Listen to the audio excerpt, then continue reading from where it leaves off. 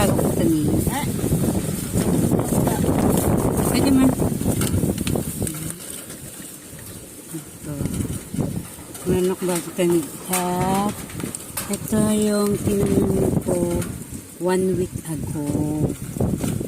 1 week na yan siya. Mabilis siyang lumaki pagka sa tubig. So, pag medyo tumaas na talaga yung dahon nila, dilipat ko naman sila sa medyo mas malalim. Yan, yung isa sa mga ginagawa ko ngayon dito sa may bukid namin.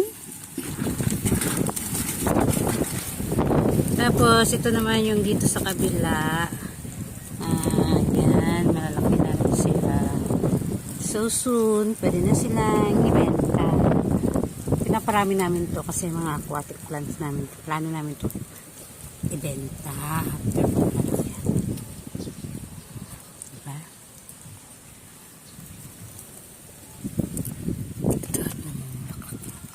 Ito yung mga mother plant namin. Hindi pa sila ganun kalaki. Ayan, lutos. At ito nga pala yung bulaklak ng mga lutos na yun.